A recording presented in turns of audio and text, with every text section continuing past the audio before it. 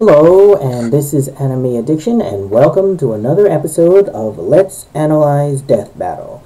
Today's episode will feature the battle between Kratos from God of War and Spawn, the comic character from, I believe it's Image comic books. Now, to be perfectly honest, I've never played the God of War video game, so I know next to nothing about Kratos, but he does sound like a really awesome character. And I do know a little bit about Spawn since I have read the comic books. However, as to their full abilities and what they're capable of, I think, once again, I'm going to have to rely on Wizard and Boomstick's pre-battle analysis and introduction of the characters before I start making any decisions on who's going to win this battle. As always, if you've never seen this episode, please go to screwattack.com or the YouTube channel in order to see it first so you don't get spoiled. And now, once again, I hereby introduce the stars of this death battle, Wizard and Boomstick, to help us get more acquainted with these two characters. So, you're up, guys.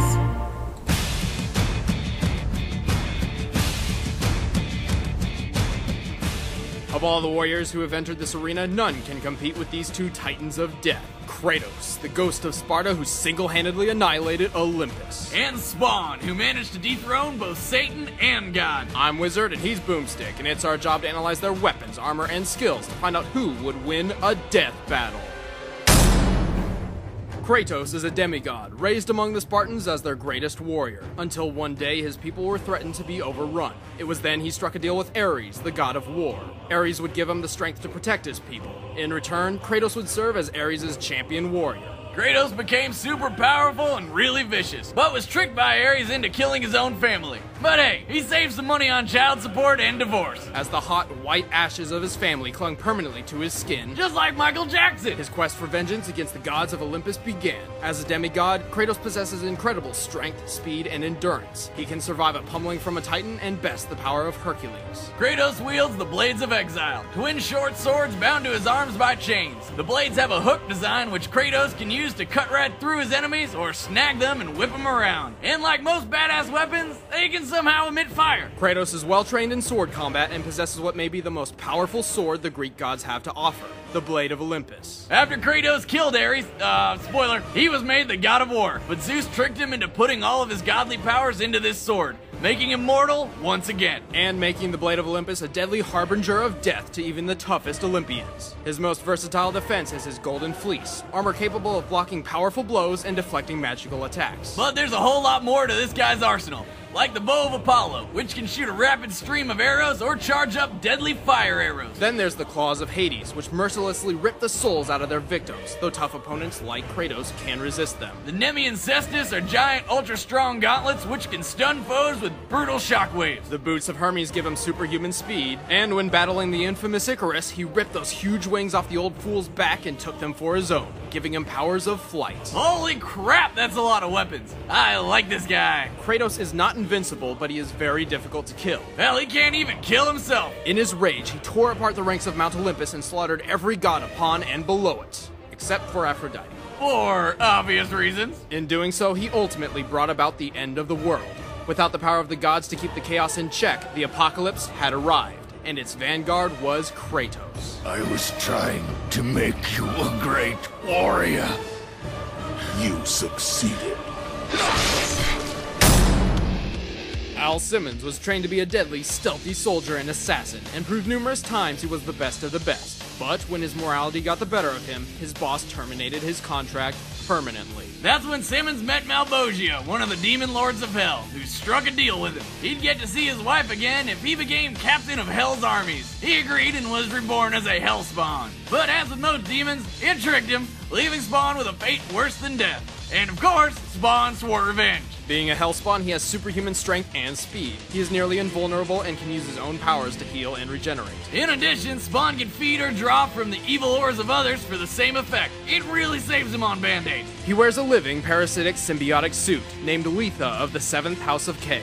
Letha has ridiculous powers. Basically, anything she or Spawn wants to happen can happen. The suit can create and control change, claws, spikes, and morph itself into pretty much anything Spawn wants. Like a badass cape that can trap enemies and protect Spawn from all sorts of dangers. The suit has a mind of its own and can operate while Spawn focuses on other parts of the battle. It's strong enough to easily smash through brick and fast enough to block bullets. However, Letha feeds off necroplasm energy when using the suit's powers, a hellish matter which Spawn is entirely composed of. If Letha uses too much, Spawn will be sent back to hell. However, like Spawn, Letha can also feed off the evil and sin of others. Spawn's also got tons of magic powers. He can teleport, transform, blow things up, turn invisible, alter matter, talk to animals, fly with his cape, read minds, and open portals to heaven and hell. Holy crap! And he can control the elements, often using fire and water to defeat swarms of enemies. However, even with all these godlike abilities, Spawn usually resorts to his most primitive weapon. As he was trained in special forces for so long, Spawn is most comfortable using a gun. He's an expert in the use of nearly any firearm imaginable. Only two things can break through Spawn's defenses and hurt him: necro magic and holy weapons forged in heaven. In addition, he can only die if he's beheaded. Spawn's fought and killed all sorts of powerful enemies: assassins, cyborgs, vampires, ghosts, angels, demons, other hellspawn, rampaging deities, even Satan and God. Yes, that old lady is the God. Really? God looks like my Nana. My demigod? And after being granted unlimited power from the mother of all things, Spawn banished God and Satan from the earth, which he wiped clean and rebuilt in his own image. He then willingly sacrificed his own god powers and eventually returned to his hellspawn form. Oh, why the hell would he do that? He must have been really bored. Knock, knock. Alright, the combatants are set. Let's end this debate once and for all. Well, I have to admit that was a lot of information that I didn't know about Kratos, and as for Spawn, they added a few things that I didn't know about him either. So let's start with my pre-battle analysis, starting with the star of God of War games, Kratos. As we know, Kratos is a demigod, and as we've learned with Hercules and other half-human, half-god offspring, they are extremely formidable opponents, including much greater strength than any normal man could ever achieve, durability, and normally they have some sort of supernatural connection to the realm of the gods, so to speak. However, just because he is the offspring of the Greek god does not mean that he is omnipotent. He's just a lot more powerful than normal men, but he is still considered as mortal. It even said so in the death battle analysis. And as a result, Kratos would be vulnerable to all means of mortality, but just not to as great an extent as a normal person would. If he could withstand the pummeling of a titan, and even best the power of Hercules, then that would make him an extremely difficult opponent to kill, especially with all of the magical weapons that he possesses.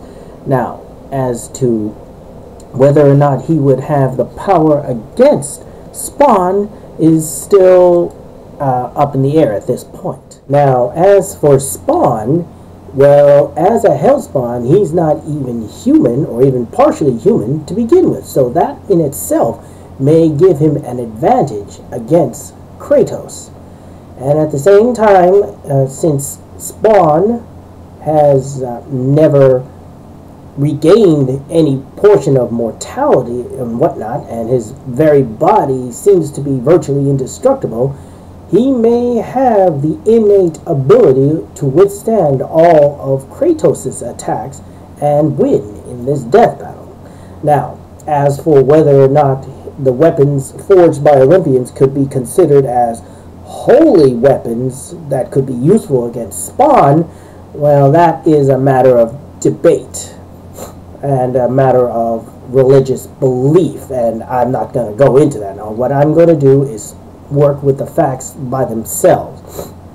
Spawn has the potential to keep on going forever as long as he feeds off the evil or sins of other people, and you have to admit that Spawn has plenty to feed off Kratos, since Kratos is literally covered in his own sins. After all, he's got the ashes of his dead family all over, and who knows how many people he's slain in his servitude to Ares.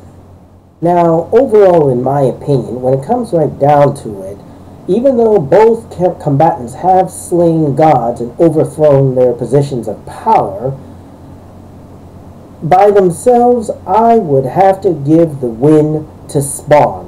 Number one, because he is no longer considered human, and he has, therefore, not as many human frailties as Kratos would have.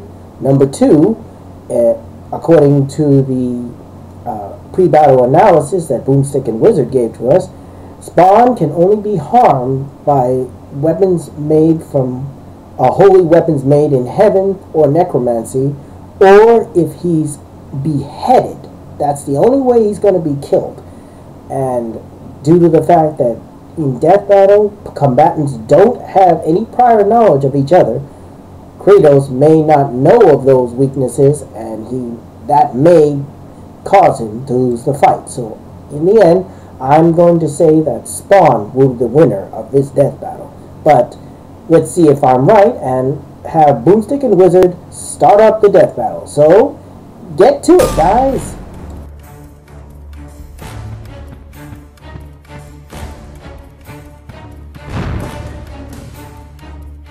Fight!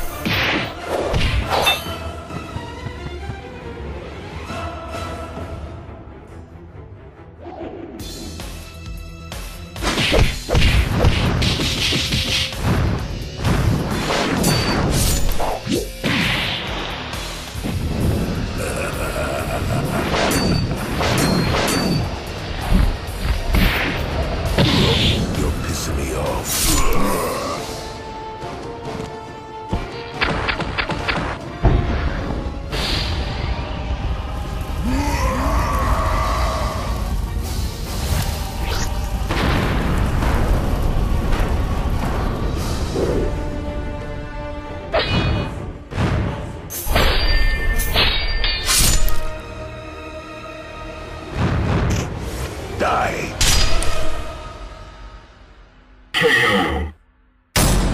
Oh man, here comes the rage from the God of War fanboys. Kratos is a very difficult one to beat, but Spawn's magical prowess and near indestructible body proved too much for him. Yeah, normally that last attack would have meant the end for his opponent, but not Spawn. And while much of Kratos' arsenal were forged by Olympians, Olympus is composed of earthly elements, and is not another plane of existence like heaven, so it stands to reason none of the Olympian weapons could kill Spawn. Except the Blade of Olympus, but it wasn't enough. Plus, Spawn and his suit had plenty of evil energy to feed on during the fight, since Kratos is literally covered in his past sins. Well, that was one hell of a fight. The winner is Spawn. Now that was a pretty gruesome way to end a death battle, but in the end, I did guess right, and Spawn was able to defeat Kratos, because when it gets right down to it, it was really a demigod, or half-human, against a demon Spawn, who wasn't even human to begin with. So, in the end, it was Kratos was defeated through his own mortality. Now, there are a lot of God of War fans out there who are raging against the loss of their hero Kratos against someone like Spawn, and the main point they argue about is the fact that Kratos had defeated the entire pantheon of Olympus, and therefore he shouldn't have had any trouble against someone like Spawn. And that is the first point we'd like to discuss about. Now, when you think about it, it makes sense. Olympian gods live on Mount Olympus, which is supposedly accessible by the mortal realm. Now, the big problem is that the Olympus have several security measures to keep their home from being overrun by the mortals, things such as bridges, mystical guards, and so on. And the same thing goes for the underworld, also known as Hades. How else do you think Hercules completed his 12th labor if he couldn't get there? Furthermore, Hades had a very wicked guard dog called Cerberus. Now, in terms of heaven and hell, we're still thinking of high and below, but in this case, we can't physically get to either one. Now, we've gone to the moon and back, so how come we didn't pass heaven on the way there? We drilled pretty deep into the Earth's surface, but we've never met up with some person with horns, have we? Now, the best explanation for this is that heaven and hell exists on a different plane far removed from what our mortal senses and devices can detect, just as Boomstick and Wiz had said to us in the post-battle analysis. And while much of Kratos' arsenal were forged by Olympians, Olympus is composed of earthly elements, and is not another plane of existence like heaven. Now, this explanation by itself is also the reason why most of Kratos' weapons were ineffective against Spawn. Spawn's powers draw from magical and spiritual sources, while Kratos' weapons deal with the physical. Sure, they're magically empowered, but that's only to boost the physical damage and thereby overpower the regenerative and defensive abilities of the opponent. And there's the problem. Spawn is constantly drawing on the energy from Kratos' sins.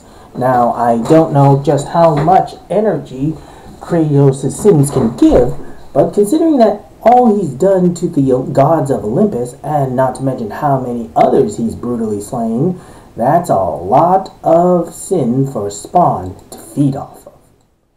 And now we come to the Blade of Olympus, which technically should have had more than enough raw power to overpower or overcome even Spawn's regenerative and defensive abilities.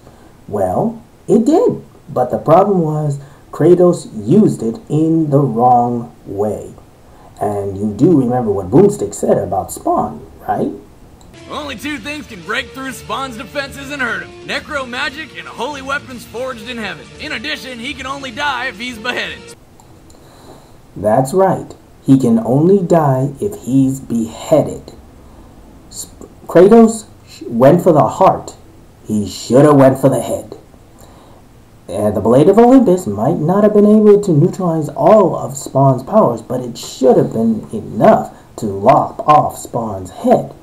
And the problem is that in death battle, combatants have no prior knowledge of each other's strengths and weaknesses, so Kratos thought a stab to the heart would be the key.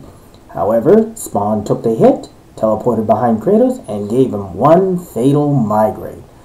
Kratos may be a demigod, but that doesn't make him invulnerable nor immortal. Well, for this particular death battle, it's fairly obvious that I agree with the outcome, and I also agree with the analysis by Boomstick and Wizard. And as for the characters themselves, both Spawn and Kratos are great characters, and either one of them I'd never want to face in a dark alley or on any kind of battlefield, because they pretty much annihilate me or anyone else who gets in their way. But for a death battle, it was quite amusing, and I must say that for a Season 1 death battle, it was quite good and well done, actually. So once again, I thank you for viewing this analysis with me, and until next time, I'll see you then, okay?